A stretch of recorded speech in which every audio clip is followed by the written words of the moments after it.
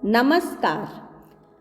हम पिछले वीडियो में पत्रकारिता के अर्थ, परिभाषा और महत्व का अध्ययन कर चुके हैं। आज हमारा टॉपिक है पत्रकारिता के प्रकार। आज पत्रकारिता जीवन के प्रत्येक क्षेत्र में प्रवेश कर चुकी है। वह अपने देश की सीमाओं को पार कर अंतर्राष्ट्रीय क्षेत्र में भी अपने पांव फैला चुकी है। जीवन की विविधता पत्रकारिता को निरंतर विस्तार देकर उसे बहुआयामी बना रही है, बहुत विशेषताओं से संपन्न कर रही है। इसके परिणाम स्वरूप पत्रकारिता के विभिन्न रूप सामने आ रहे हैं, जो इस प्रकार हैं। तो पत्रकारिता विभिन्न प्रकार से कार्य कर रही है, अनेक पत्रिकाएं छप रही हैं। तो आइए हम उनका अध्ययन करते हैं। तो सबसे पहले है आर्थिक पत्रकारिता। हमारे जीवन में आर्थिक व्यवस्था अति आवश्यक है। जीवन का प्रत्येक क्षेत्र अर्थ से प्रभावित है। मुद्रा बाजार, पूंजी बाजार, वस्तु बाजार, पंचवर्षीय योजना, बैंक, ग्रामोद्योग, श्रम, बजट और राष्ट्रीय आय के समाचार सब पाठकों को बहुत ज़्यादा आकर्षित करते हैं। द इकोनॉमिक टाइम्स, व्यापार भारती, फाइनेंशियल एक्सप्रेस आदि द्वारा उद्योग व्यवसाय की जानकारी दी जा रही है। अब तो आर्थिक समाचारों पर आधारित अनेक चैनल भी उपलब्ध हैं। अर्थ से संबंध सभी क्रियाकलापों को उजागर करने के लिए आर्थिक पत्रकारिता विकसित हो रही है। अर्थशास्त्र, वाणिज्य, तकनीकी का ज्ञान रखने वाले इनसे उन्नति प्राप्त कर रहे हैं, जिससे हमारी आर्थिक उन्नति हो सके। तो इसके लिए आर्थिक पत्रकारिता अपना योगदान दे रही है। दूसरी है खोजी पत्रकारिता। तो ये इस प्रकार की पत्रकारिता जासूसी व वकालत का सशक्त साधन है। इसे जासूसी व अन्वेषी पत्रकारिता भी कहती है। हवाला कांड, तहलका.com जैसे नाम इस तरह के पत्रकारिता से संबंध हैं। जब देश में किसी भी प्रकार के घोटाले होते हैं तो ये खोजी पत्रकारिता अपना विशेष योगदान देती है। किसी भी आपराधिक घटना के पीछे तथ्यों को उद्घाटित करना और उनका विश्लेषण करना इस पत्रकारिता का मुख्य उद्देश्य है। इसमें पत्रकार अपनी प्रतिभा व तत्परता के बल पर शारीरिक जोखिम उठाकर गुप्तचर के रूप में कार्य करते हैं। जैसे सीआईडी कार्य करती है, उसी प्रकार से ये हमारे पत्रकार बंधु भी खोजी पत्रकारिता या इस प्रकार से पत्र पत्रिकाओं के लेख से उन तथ्यों का पर्दाफाश किया जाता है या उन वास्तविक तथ्यों को जनता के समक्ष उपस्थित करते हैं। अगली है ग्रामीण पत्रकारिता।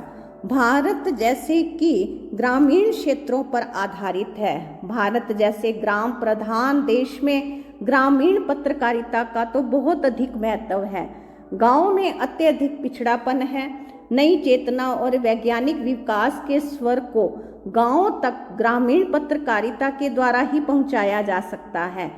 ग्रामीण जनता की समस्याओं के निवारण, उनके जीवन में व्यापक कुप्रथाओं को दूर करना, कुटीर उद्योगों को बढ़ावा देना, ग्रामीण जनता को रोगों के बचाव की जानकारी देना, ये ग्रामीण पत्रकारिता का उत्तरदायित्व है।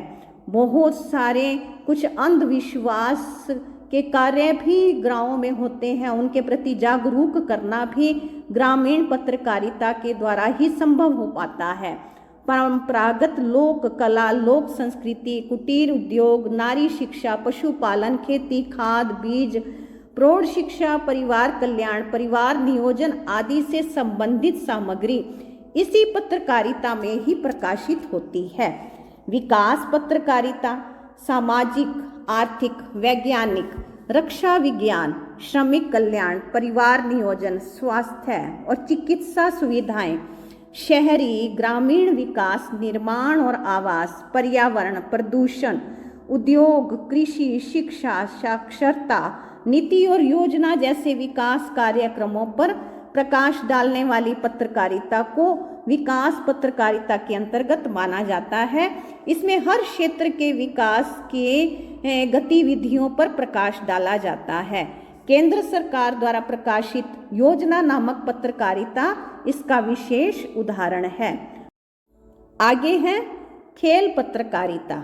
आजकल सभी पत्र पत्रिकाओं में अनेक प्रकार के खेलों से संबंधित समाचार छपते हैं, क्योंकि आजकल लोगों को खेलों के प्रति बहुत रुचि जागृत हो चुकी है। खेल के संदर्भ में दो प्रकार के समाचार लिखे जाते हैं, अग्रिम और चल। अग्रिम का अर्थ होता है कि जो आने वाले हैं, चल अर्थात जो चल रहे हैं। शामिल होने वाली टीमें, खिलाड़ियों के नाम, खेल व्यवस्था, खेल विशेष की पृष्ठभूमि के सहारे अग्रिम संवाद, जो पहले के संवाद की रचना होती है, पहले से ही जो उसके बारे में बातचीत होने लग जाती है। चल संवाद, जो चल रहे हैं उसमें निष्पक्ष समीक्षात्मक विश्लेषण दिया जाता है। स्पोर्ट्स वीक, खेल युग, क्रिकेट सम्राट आदि ये अनेक पत्रिकाएं हैं जिन्होंने खेल पत्रकारिता को आगे बढ़ाया है और जन जन तक खेलों से संबंधित जानकारी प्रस्तुत की है। तो आगे है संसदीय पत्रकारिता। इस पत्रकारिता के अंतर्गत संसद के दोनों सदनों, प्रादेशिक विधान सभाओं, परिषदों की कार्यवाही की रिपोर्टिंग में बड़ी सावधानी बरती जाती है। जरा सी असावधानी हो जाने पर संसद की अवमानना का प्रश्न उठ सकता है, यानी कि अगर कुछ भी जानकारी अगर झूठे तथ्य के साथ प्रस्तुत कर दी गई तो विरोध उत्पन्न हो जाता है। संसद कार्यवाही प्रकाशन अधिनियम 1956 को पूरी तरह से समझकर ही समाचार पत्र की सामग्री तैयार की जाती है। आगे है बाल पत्रकारिता। तो बालकों, बच्चों के विकास के लिए बाल पत्रकारिता अत्यंत उपयोगी है। बच्चों में दुनिया के प्रत्येक विषय के तथ्य को जानने की जिज्ञासा होती है। उनकी जिज्ञासा की पूर्ति के लिए रंग बिरंगे मनोरंजक रूप में उन्हीं की ही भाषा में पत्र पत्रिकाएं निकल रही हैं। बाल सखा, नंदन, पराग, चंदा मामा, चुनमुन, बाल भारती आदि बाल पत्रिकाओं ने बालकों को सृजनात्मक बनाया है। उनके द्वारा बच्चों के अंदर क्रिएटिविटी बहुत सुंदर हो जाती है। वो सृजनात्मक रूप से उनका सर्वांगीण विकास होने लगता है। बाल स्तंभ के अंतर्गत रुचिपूर्ण सुशिक्षित सामग्री भी उपलब्ध होती है। आगे है विज्ञान पत्रकारिता। विज्ञान और प्रौद्योगिकी के क्षेत्र में प्रचार, प्रसार व प्रकाशन में विज्ञान पत्रकारिता का विशेष महत्व है। विज्ञान ने थल, जल, वायु पर विजय पाली है। उससे मानव जीवन का प्रत्येक क्षेत्र बहुत अधिक प्रभावित है। संसार के मनुष्यों की रुचि के अनुसार विज्ञान पत्रकारिता का क्षेत्र अब बहुत विस्तार को प्राप्त हो रहा है। मानवीय विकास से जुड़कर ये पत्रकारिता मानव जीवन को उन्नत बनाने में तत्पर है। विज्ञान, विज्ञान प्रगति, विज्ञान कला, विज्ञान जगत, विज्ञान दूत, विज्ञान भारती आदि अनेक पत्रों द्वारा विज्ञान पत्रकारिता को समृद्ध किया जा रहा है। फिर है महिला पत्रकारिता। आज पत्रकारिता के माध्यम से नारी के बाह्य और आंतरिक दोनों पक्षों को प्रस्तुत किया जा रहा है। नारी विकास, उपलब्धि, सौंदर्य चिंतन, स्वास्थ्य परिचर्चा के रूप में महिला पत्रकारिता में गृह शोभा, सहेली, मनोरमा आदि लोकप्रिय पत्रिकाएं हैं। समाज में नारी की स्थिति, नारी फैशन, नारी का स्वास्थ्य, गृहिणी के रूप में नारी की भूमिका, कर्मचारी व अधिकारी के रूप में नारी की भूमिका, नारी का खान पान, नारी के जीवन से जुड़े लगभग सभी पहलुओं को महिला पत्रकारिता के अंतर्गत लिया जाता है। आगे है रेडियो पत्रकारिता।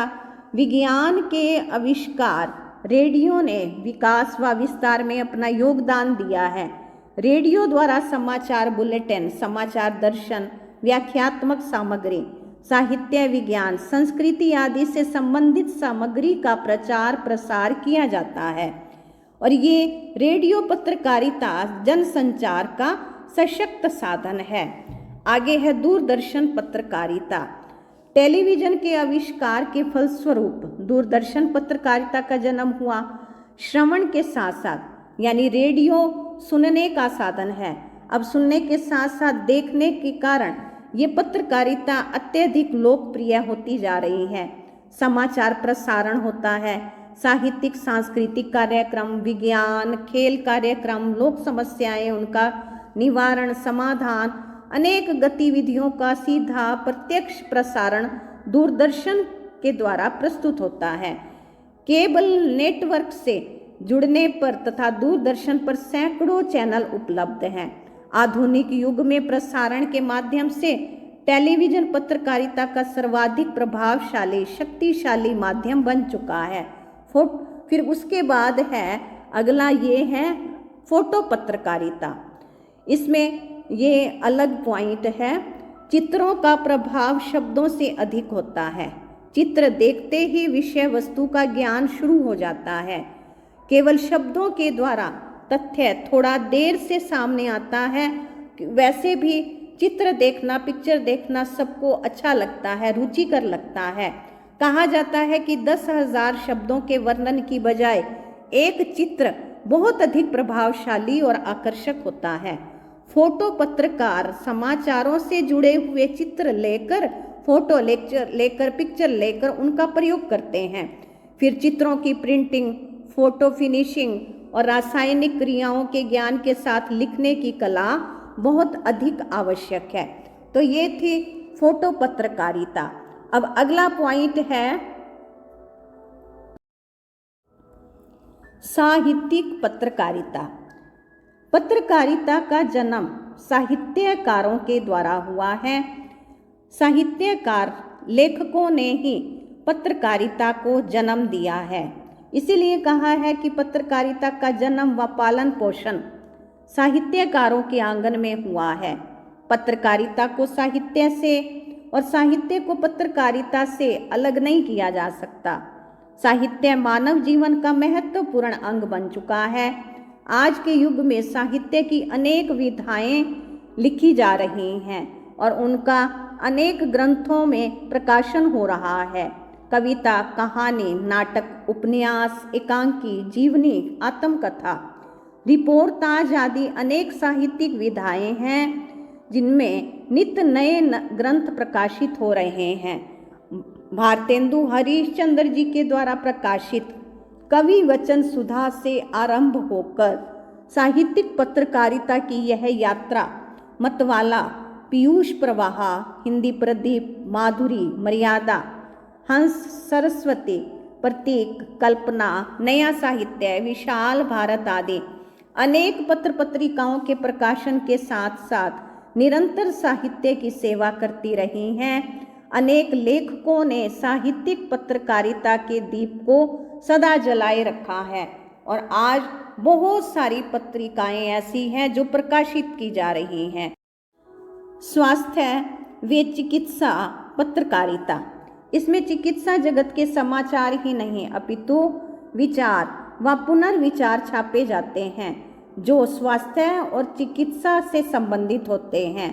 तो इसमें चिकित्सकों के विचार होते हैं और पुनर्विचार कि जो उनके द्वारा बताए हुए मार्गदर्शन से अपने जीवन को लाभान्वित करते हैं, अपने जीवन में कुछ प्रैक्टिकल करके जो फायदा उठाते हैं, तो उनके अनुभव पुनर्विचार इसमें प्रकाशित किए जाते हैं।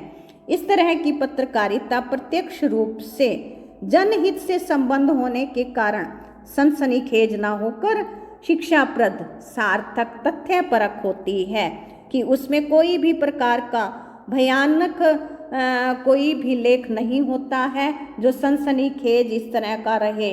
तो आज के युग में प्रत्येक व्यक्ति अपने स्वास्थ्य के प्रति चिंतित है। साथ ही चिकित्सा शास्त्र में नित्य नवीन अनुसंधान जो हो रहे हैं उसकी भी जानकारी प्राप्त होती है। अतः इस प्रकार की पत्रकारिता में दोनों प्रकार के समाचारों को पूरी प्रामाणिकता से छापा जाता है। इस पत्रकारिता का लाभ भी समाज को प्राप्त हो रहा है। आगे है अंतरिक्ष पत्रकारिता। वर्तमान युग विज्ञान का युग है। आज कोई भी क्षेत्र विज्ञान से अछूता नहीं है। हर क्षेत्र में विज्ञान की अहम भूमिका है। कोई भी क्षेत्र विज्ञान के बिना सफलता प्राप्त नहीं कर पा रहा है। पत्रकारिता का सूचना से घनिष्ठ संबंध है। विज्ञान के साथ अत्यधिक गहरा संबंध है। आज की सूचना ग्रहों उपग्रहों पर आधारित हो गई है। उपग्रहों के कारण आजकल संचार की दुनिया में काफ़ी विकास हुआ। ये उपग्रह सूचनाओं को विभिन्न दिशाओं में प्रसारित करते हैं। वर्तमान समय में अंतरिक्ष यान ही राष्ट्र की आंख व कान है। उपग्रहों के कारण समाचार पत्र के कई संस्करण विभिन्न नगरों में एक साथ प्रकाशित हो रहे हैं, क्योंकि जो सैटेलाइट भेजे जाते हैं। आगे है ब्रेल पत्रकारिता। यह आवश्यक नहीं कि आंख वाले व्यक्ति ही समाचार पत्रिका पढ़ सकते हैं। मिस्टर लुई ब्रेल ने दृष्टिविहीनों के लिए एक विशेष लिपि का आविष्कार किया, जिसमें अक्षर उभरे हुए होते हैं, जिसे दृष्टिविहीन व्यक्ति स्पर्श करके पढ़ते हैं, जैसे जो गूंगे और बहरे होते हैं। भारत में प्रथम ब्रेल पत्रिका भारत सरकार द्वारा आलोक के नाम से 1957 में प्रकाशित की गई। इसके संपादक ठाकुर विश्वनारायण सिंह थे, जिन्हें ब्रेल साहित्य का जनक माना जाता है। दृष्टिहीन बालकों के लिए ब्रेल पत्रिका शिशु आलोक की लोकप्रियता भी बढ़ती जा रही है। आगे है सर्वोदय पत्रकारिता। सर्वोदय पत्रकार को अत्यंत धैर्य व संयम से काम लेना पड़ता है। वे सभी लोगों के विकास व उन्नति के लिए सोचते हैं। हर क्षेत्र के लिए उनके गंभीर और रमणीकता पूर्वक जो सूक्ष्म दृष्टि के साथ जो सूचना प्रसारित की जाती है, वो सर्वोदय पत्रकारिता के अंतर्गत आती है। प्रत्येक समाचार में अपने सर्वजन हिताय दृष्टिकोण को प्रस्तुत इसमें किया जाता है। उनके मन में किसी वर्ग, जाति, धर्म, संप्रदाय के प्रति किसी प्रकार का द्वेष नहीं होता। इसमें यंग इंडिया, नवजीवन, हिंदी नवजीवन, हरिजन आदि सर्वोदय पत्रकारिता है। अगला है फिल्मी पत्रकारिता। नई फिल्में कौन सी आने वाली हैं, कौन सी फिल्म पॉपुलर चल रही है, दर्शकों की कैसी रुचि है आदि फिल्मों से संबंधित हर जानकारी फिल्म पत्रकारिता से प्राप्त होती है। वैसे देखा जाए तो समाचार पत्रों में भी कुछ ऐसे पेज होते हैं जिसमें सारे ही फिल्मी समाचार होते हैं, कुछ खेल संबंधी समाचार होते हैं। चित्रपट पत्रकारिता, इसमें सिनेमा जगत से जुड़े हुए समाचार रहते हैं। कलाकार, अभिनेता, अभिनेत्रियों से जुड़े क्रियाकलापों, फिल्म जगत से जुड़ी जानकारी इनके द्वारा हम तक पहुंचती है। तो समाचार पत्रों के द्वारा भी और अनेक पत्र पत्रिकाओं के द्वारा भी हम ये पूरी जानकारियां प्राप्त करते हैं। तो ये थे कुछ जो पत्रिकाओं के प्रकार थे। इन सब के अतिरिक्त अनेक पत्रिकाएं और भी हैं जो मानव जीवन में महत्वपूर्ण भूमिका निभा रही हैं, और ये कुछ विशेष पत्रिकाएं हमने आपके समक्ष रखी हैं। और भी बहुत सी हैं, आप उनका अध्ययन कर सकते हैं। तो ये पत्रकारिता के प्रकार का टॉपिक था। आपका बहुत बहुत धन्यवाद।